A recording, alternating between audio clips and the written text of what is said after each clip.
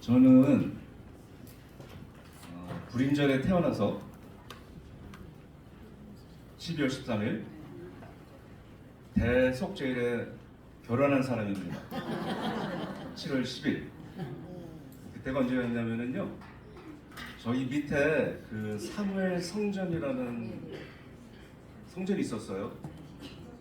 1993년도에. 거기서 이제 결혼을 하는데 저희를 위해서 노래를 불러준 사람들이 있는데 그분들이 바로 드보라입니다. 근데 얼굴이 이렇게 됐어요.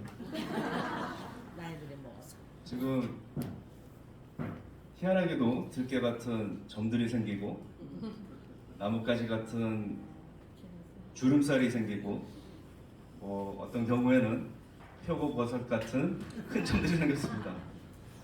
이거 어떻게 할 거예요? 이거 누가 책임집니까? 자, 저는 또 이렇게 눈썹을 또 이렇게 하고 왔습니다. 그래서 이제 우리가 이제 한 대를 탔는데, 자, 중요한 것은 뭐냐면은 이제 우리가 이렇게 지금 세월이 갈수록 나이가 들고 있잖아요. 근데 이제 구속의 말씀은 힘차게 달려가고 있고, 그런데 이제 우리의 최종 목적지는 어디냐 할 때 새 예루살렘입니다. 근데 우리가 지금 이러고 있어요. 그래서 어찌됐든 이것을 이제 해결해 주실 분은 누구냐 할 때 다 같이 손들고, 하늘에 계신 아버지. 자, 오늘 말씀의 제목, 가장 절망스럽고 절박한 때에, 가장 절망스럽고 절박한 때에. 살아계신 하나님의 말씀은 사사기 17장 6절입니다. 사사기 17장 6절 제가 읽어드리겠습니다. 그때에는 이스라엘의 왕이 없으므로 사람마다 자기 소견에 옳은 대로 행하였더라. 저는 오늘 세 가지 포인트 그리고 결론적인 구속 교훈을 가지고 왔습니다. 첫 번째 포인트로, 자기 생각대로 하는 세상에. 첫 번째 포인트로, 자기 생각대로 하는 세상에. 자기 생각대로라는 것을 우리가 좀 생각해 봐야 돼요. 왜냐하면 공산주의는 자기 생각대로가 해당되지 않습니다. 그렇죠? 그러니까 자기 생각대로라는 것은 민주주의의 바탕이에요. 내가 내 생각을 발표할 수 있고 나의 의견을 놓고 또 여러 사람들이 토론할 수 있는 굉장히 중요한 사회적 그 발전에 있어서 굉장히 중요한 요점이에요. 자기가 생각할 수 있는 그 권한이 있고 권리가 있다라는 거. 이것을 다른 말로 하면 인권이라고 합니다. 자기 생각대로. 자, 그런데 문제가 뭐냐면은 광야에서 자기 생각대로 하다가 광야에서 못 나왔어요. 노아 때에도 자기 생각대로 하다가 방주로 들어가지 못했습니다. 그러니까 문제가 그거예요. 그래서 자기 생각에서 나오지 못하는 것이, 꼭 적으시기 바랍니다, 불경건이다. 자기 생각에서 나오지 못하는 것이 불경건이다. 그러니까 자기 생각에서 나오지 못하면 말씀을 만날 수가 없죠. 그 이유는 내가 볼 때 말씀이 이치적이지 않거든요. 예를 들어서 처녀가 임신을 한다든지, 사람이 바다를 가르게 해서 엄청난 몇백만의 사람들이 바다를 통해서 지나갔다느니 이게 말이 되는 이야기들입니까? 그러니까 우리는 믿음으로 시작을 한 거잖아요. 그러니까 믿음이라는 자체가 자기 생각을 버리는 자에게 일어나는, 발생하는 그런 현상입니다.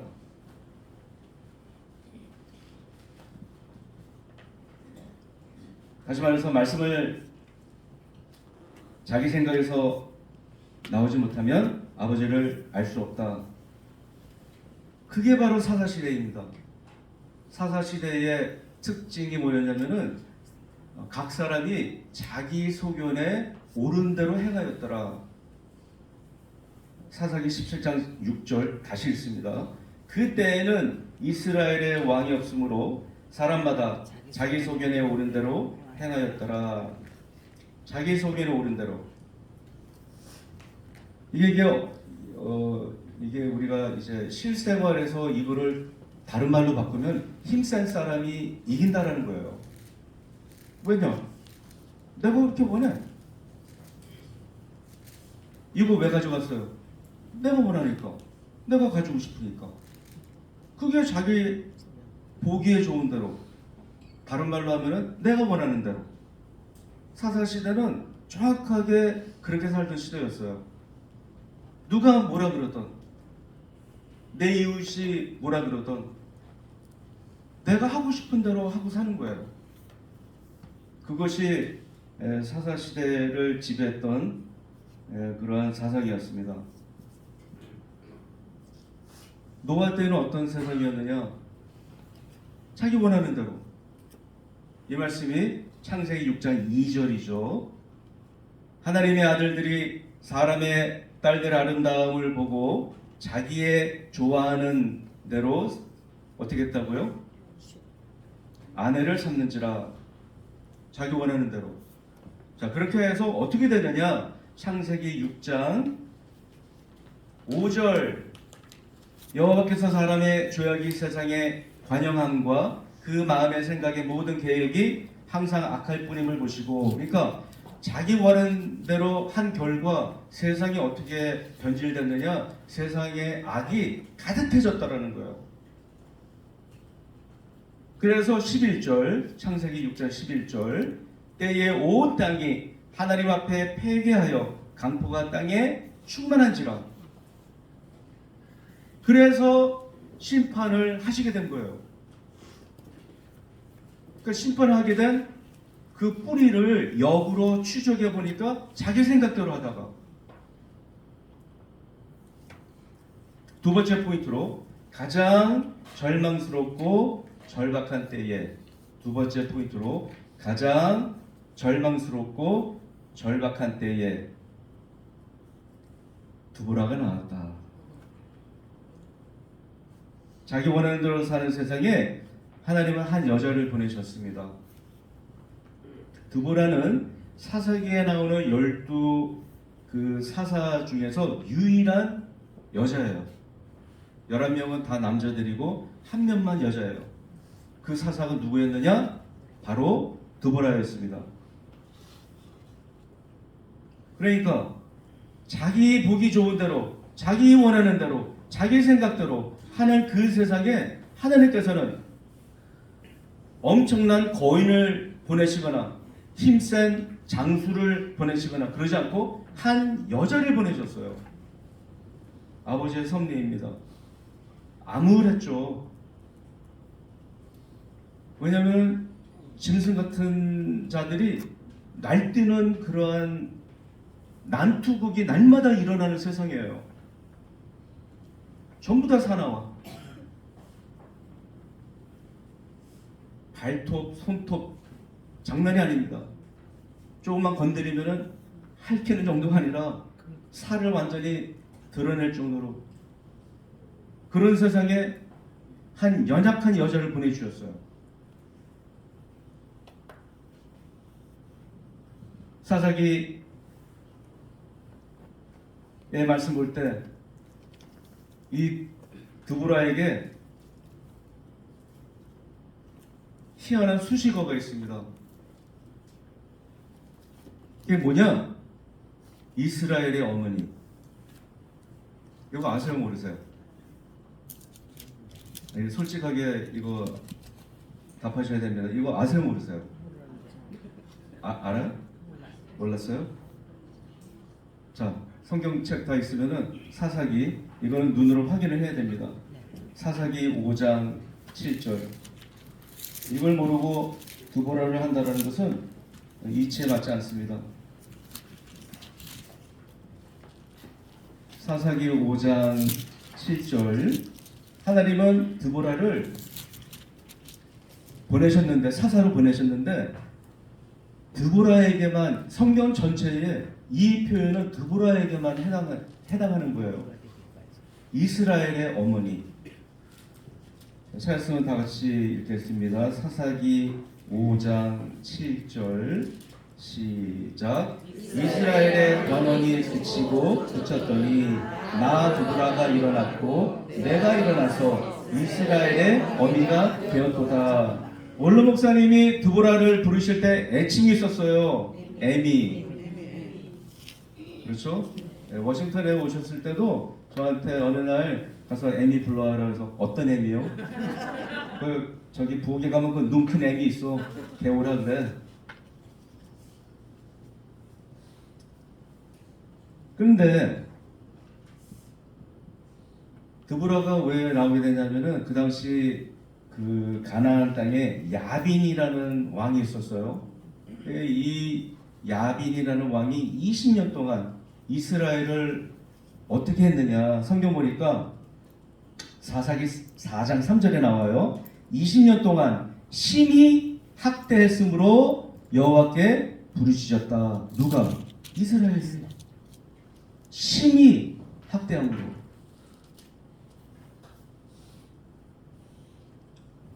부부싸움을 할 때 그 애들에게는 PTSD 걸리는 순간들이에요. 엄마 아빠가 저녁 식탁에서 오선도선 이야기를 나누다가 어떤 사소한 거 가지고서는 의견을 나누다가 말이 거칠어지더니 그 다음에는 막 욕설이 왔다 갔다 하고 그럴 때 이제 그 애들이 말을 안 하거나 말을 못해서 그렇지 그 애들 입장에서는 전쟁터에 나가면은 군인들이 이제 엄청난 충격적인 장면들을 이렇게 대하잖아요. 5분 전만 해도 같이 커피를 마시고 있었던 그 전우가 길거리에 나가서 갑자기 폭탄이 폭발하면서 갑자기 그 사람이 자기 눈앞에서 사라지는 그 장면에 없어지지 않는 거예요. 저희 교회에도 군인 가정들이 몇 가지 있거든요. 그 사람들이 하나님을 믿지만 우리 그 구속 말씀의 식구이지만 그러나 세상적으로 나가서 그 얻은 이 엄청난 그런 장면들 그것이 머리에 맴돌고 있다라는 거예요. 치료를 받고 있는 중입니다. 그러니까 가나안의 야빈이 그렇게 심히 학대할 때 하나님께서는 여자를 보내셨어요. 그래서 어떻게 했느냐? 이 야빈은 철병거가 900대나 있어요. 엄청난 신무기를 가지고 있었던 그 가나안을 드보라를 보내서 완전히 전멸을 시켰습니다. 할렐루야. 아멘. 세 번째 포인트로 이스라엘의 어머니 나 드보라가 일어나서 이스라엘의 어미가 되었도다. 신앙 고백을 한 거예요. 자, 그러면 세 번째 포인트로 이스라엘의 어머니. 이스라엘은 12지파의 총합체입니다. 12지파가 하나가 된 것이 이스라엘이에요. 그러므로 12지파가 하나가 된 것이 바로 산자입니다. 그렇게 깨달으셔야 돼요. 12지파를 산자로 보셔야 됩니다, 여러분. 하나가 된 12지파가 이스라엘이고 그 이스라엘이 하나님 앞에서는 산자가 되는 것입니다. 자, 그러면 산자의 어미가 누구냐 할 때 하와죠. 창세기 3장 20절 아담이 그 아내를 하와라 이름하였으니 이는 그가 모든 산자의 어미가 됨이더라. 그러니까 산자의 어미가 누구냐 할 때 하와. 하와는 뜻이 뭐죠? 생명이라는 뜻이죠. 그렇잖아요? 그러니까 산자의 어미의 시작이 하와예요. 그러면 종말적인 이스라엘의 어머니 누구입니까? 종말적인 이스라엘, 다시 말해서 산자의 어미가 누구입니까? 자, 따라합시다. 종말적 하와는 다 같이 종말적 하와는 새 예루살렘이다. 하와의 그 남편이 아담이죠.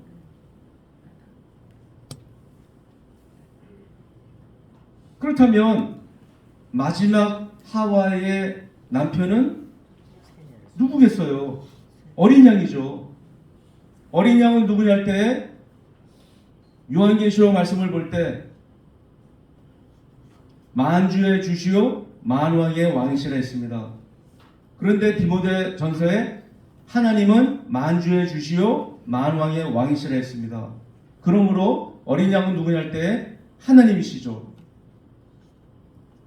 마지막 때에 하나님은 어떻게 역사하느냐? 살려주는 영으로.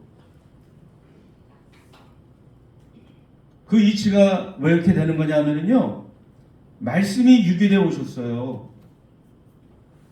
요한복음 1장 14절.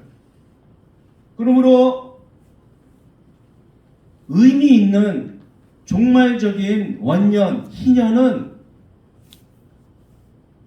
육에서 말씀으로 돌아가는 것이 그것이 맞는 거예요. 이유는 말씀에서 육으로 오셨기 때문에 말씀이 육이 되어 우리 가운데 거하심에 그랬거든요. 그러니까 마지막 아담은 살려주는 영이 되었나니, 그 되었다라는 단어가 엄청나게 중요한 거예요. 요한복음 1장 14절, 고린도전서 15장 45절. 말씀이 육이 되어 오셨다. 요한복음 1장 14절. 그 다음에 고린도전서 15장 45절. 마지막 아담은 살려주는 영이 되었나니.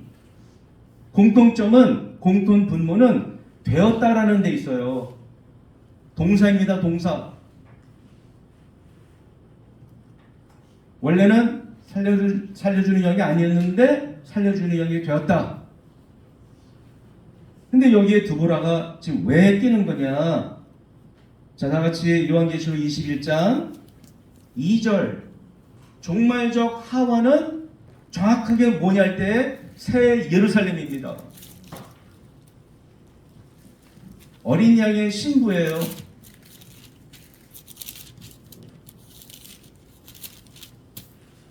요한계시록 21장 2절 세 구절 찾습니다. 먼저 2절. 또 내가 보매 거룩한 성 새 예루살렘이 하나님께로부터 하늘에서 내려오니 그 예비한 것이 신부가 남편을 위하여 단장한 것 같더라. 그러니까 요한계시록 21장을 잘 들으세요. 처음 하늘과 처음 땅이 사라졌어요. 그리고 새 하늘과 새 땅이 도래했습니다. 그 순간 어떤 역사가 일어나느냐? 새 예루살렘이 하늘에서 내려오는 거예요. 근데 그 새 예루살렘의 모습이 어떠했느냐? 마치 성경에 보니까 신부가 남편을 위하여 단장한 것 같더라. 가장 여자가 아름다운 그 모습을 보여주고 있어요. 9절입니다. 찾습니다. 읽습니다.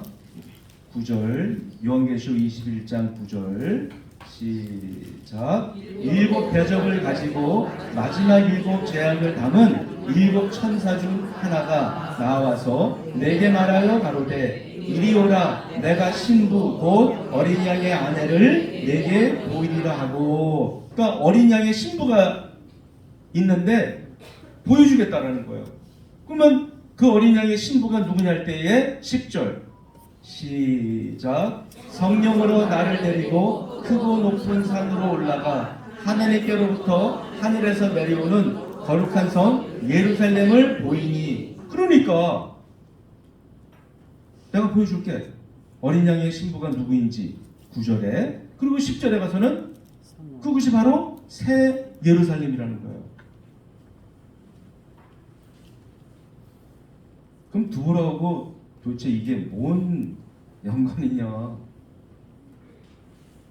자, 여러분들 저 남편 이름이 누구예요? 워싱턴에 온 두보라는 다 알죠?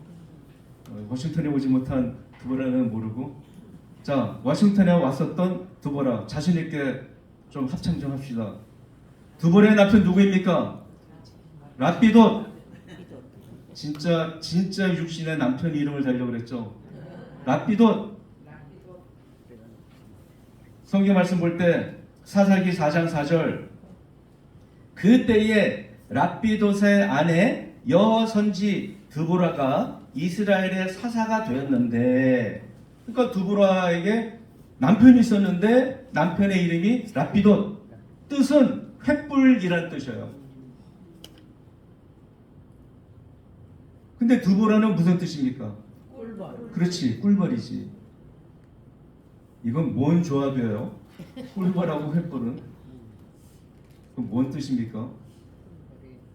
꿀을 불에 데워서 뭐 어떻게? 이게 아니라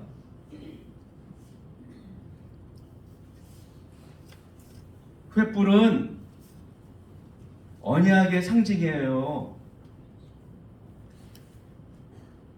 우리가 그동안에 이니베키도록 배운 횃불 언약, 그러니까 횃불은 언약의 상징입니다. 그렇다면 벌은 사역자를 의미하고 있어요. 그러니까 드보라는 뭐냐 할 때 정확하게 언약의 사역자. 자, 따라합시다. 드보라는 언약의 사역자다. 언약의 사역자다. 드보라의 정신이 바로 그거예요. 언약의 사역자예요. 여러분들의 핵심은 언약에 있는 겁니다. 그걸 뺏기시면 안 돼요. 교회가 어떻게 됐던, 교육자들이 어떻게 됐던, 이 나라가 어떻게 돼가던, 여러분들은 언약의 계승자들이고요. 여러분들은 언약을 지켜야만 하는 아버지로부터 특별한 특수 임명을 받으신 분들입니다. 마지막 네 번째 구속 교훈, 드보라의 정체성과 사명감. 오늘 이 글을 나누기 위해서 제가 달려왔습니다.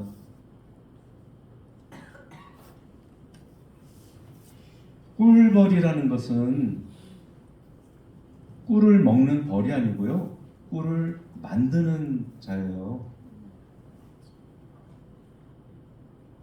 다른 말로 하면은 출애굽기 15장에 마라라는 그 샘이 나옵니다. 3일 만에 찾았어요. 아, 드디어 물을 찾았다. 물이 살았다. 가서 마시자. 마셨는데 마실 수가 없어요. 왜? 너무 써. 쓴 물이야. 어지간히 써야지 뭐 진짜 못 마셔. 그래서 이름이 마라예요. 마라. 쓰다. 꿀이라는 것은 달콤한 것을 말하는 거죠. 세상에서 가장 단 것이 꿀이에요. 꿀보다 더 단 것은 없어. 성경적으로 말하자면. 그러니까 드보라는 뭐냐? 꿀을 만드는 벌처럼 사역을 달콤하게 하는 사명을 받은 거예요. 근데 그렇게 하기가 너무 어려운 거예요. 남편이 나한테 뭐라 그래. 그렇게 효녀였던 아들, 딸이 나한테 뭐라 그래. 쇼크를 받았어. 30년 동안 내가 그렇게 애지중지 키워준 그 아들이, 그 딸이 나한테 뭐라 그러는데 못을 박는 그런 말을 합니다. 인생이 너무 써. 인생의 드라마가 나 혼자 이기기엔 너무나 힘든 거예요. 내가 지금 나이가 60이 됐고 70이 된 거예요. 너무 힘들어졌어. 몸이 옛날처럼 돌아가질 않아. 그리고 경제적으로 내가 지금 풍족한 상황이 있질 않아. 그러니까 힘든 거야. 말하죠. 말아. 내 인생의 이야기가 현재 지금 말하죠. 근데 모세가 기도를 했어요. 백성들이 원망을 하고 죽이겠다고 막 달려드니까 모세가 기도를 했어요. 그러니까 하나님이 지시를 하십니다. 한 나무를 보여주셨어요. 그래서 그 나무를 집어 던졌더니 그 물이 어떻게 됐습니까? 달아졌어요. 다 마셨습니다. 몇 사람만 마신 게 아니고 다 마셨어요. 출애굽기 15장 25절 모세가 여호와께 부르짖었더니 여호와께서 그에게 한 나무를 지시하시니 그가 물에 던짐에 물이 달아졌더라. 연단을 달게 받으셔야 돼요, 여러분. 연단은 항상 어려운 겁니다. 거북스럽고 편리하지가 않아요. 이스라엘이 가나안 그 야빈과 전쟁에서 완전히 완벽한 승리를 할 수 있었던 비결이 무엇이었더냐? 자기 보기 좋은 대로 하지 않았어요. 드보라에게 순종했습니다. 그 여자에게 하루 전만 하더라도 일주일 전만 하더라도 자기 보기 좋은 대로 하던 그런 사회였어요. 그런데 하나님이 드보라를 보내서 이 드보라가 두 가지를 행합니다. 그것이 뭔지 아세요? 지도력을 분담했어요. 나누었어요. 자기 잘났다고 북치고 장구치고 자기가 다 한 게 아니라 바락이라는 장군을 세웠어요. 이 지도력을 나눴습니다. 굉장히 중요한 거예요. 이 단체를 이끌어갈 때에 적절하게 그 적임자를 들어 쓰는 것이 굉장히 현명하고 지혜로운 거예요. 그 다음에 두 번째라는 것이 드보라가 이 자기 보기 좋은 대로 하던 백성들을 드디어 말씀을 가르치기 시작합니다. 말씀을 깨닫게 하는 거예요. 그리고 말씀으로 훈련을 시켰어요. 기도해라. 이것이 우리의 무기다. 칼과 창으로 이길 생각하지 말고 여호와께 부르짖어라. 부르짖을 때 이렇게 해라. 마음을 다하고 뜻을 다하고 힘을 다하고 목숨을 다해서 아버지께 긍휼을 구해라. 얼마나 귀한 말씀입니까?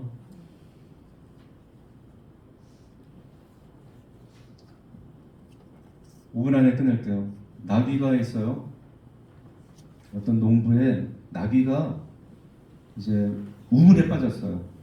근데 물이 없는 우물인데 꽤 아주 깊은 그 구덩이였습니다. 그래서 농부가 나귀가 빠져서 울어대니까 구하려고 하지만은 구할 길이 없어요. 구덩이가 너무 깊어. 그래서 농부가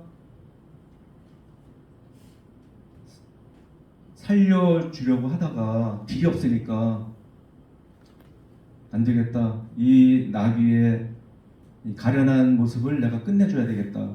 그래서 삽을 가져다가 흙을 퍼서 이제 던지기 시작합니다. 나귀는 무슨 일이 일어나는 줄 알고 더 울어댑니다. 근데 어느 순간 나귀가 울질 않는 거예요. 농부가 가서 보니까 희한한 장면이 벌어지고 있는 거예요. 나귀가 자기 등에 흙이 떨어질 때마다 자기 등을 털고 일어섭니다.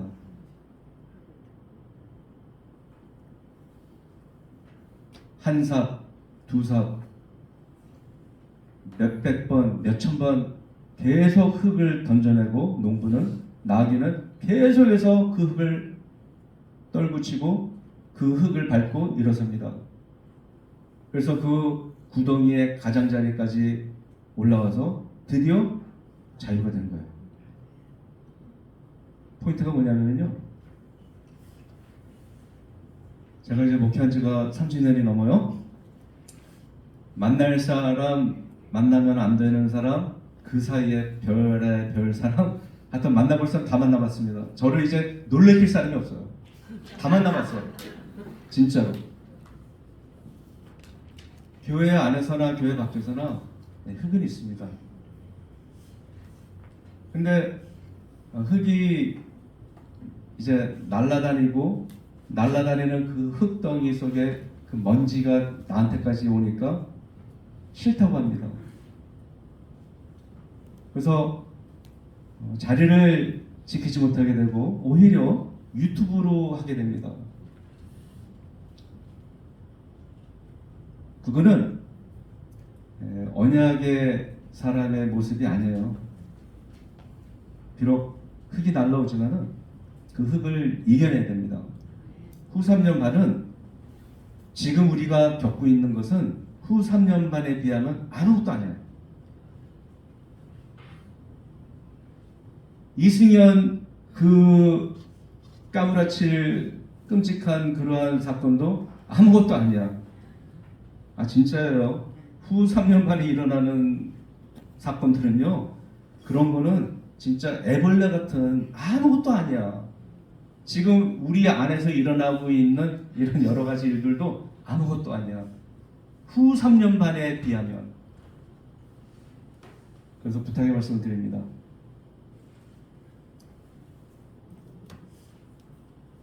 털어내고 올라가세요. 다를 길이 없습니다.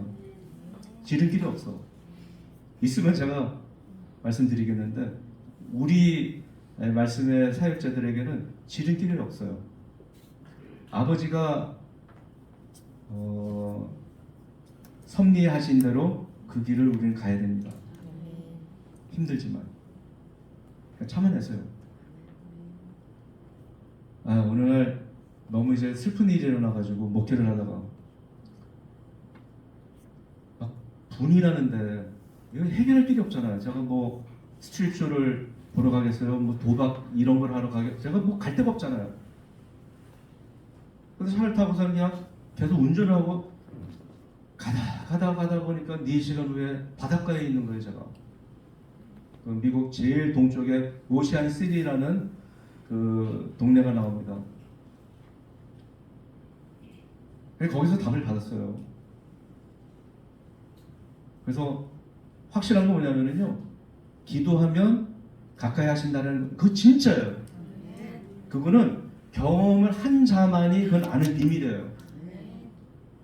경험을 했다라는 것은 그만큼 흙을 많이 만났다는 이야기고요. 그래서 진짜 믿는 사람은요, 그 모든 징그럽고 혐오스럽고 그 말도 안 되는 그 여러 가지를 다 이겨낸 거예요. 아버지가 여러분들 사랑하십니다. 신령한 애미들이에요. 여러분들은 이제 저와 비롯해서 우리는 어디까지 우리는 가야 끝나는 거냐? 새 예루살렘. 그때까지 모든 것을 이겨내시고 참아내시고 아플 때마다 힘들 때마다 외로울 때마다 기절할 정도로 너무너무 싫을 때마다 아버지의 이름 부르시고 이겨내세요. 기도하겠습니다. 아버지의 집에 저희들을 모아주셨습니다. 저희를 축복해 주시되 아버지의 이름과 아버지의 눈과 아버지의 마음으로 충만케 하여 주시옵소서. 아버지께서 작정하신 그대로 이루기까지 저희들이 마음을 다하고 몸을 다하고 힘을 다하고 우리에게 주신 모든 것을 다하여서 아버지께 선하게 선용되는 우리의 귀한 사랑하는 두보라, 우리의 사랑하는 모든 언약의 사람들, 아버지의 사람들 만들어 주시옵소서. 그대로 되게 해주실 줄로 믿사오와 예수님의 이름으로 감사기도 드립니다. 아멘.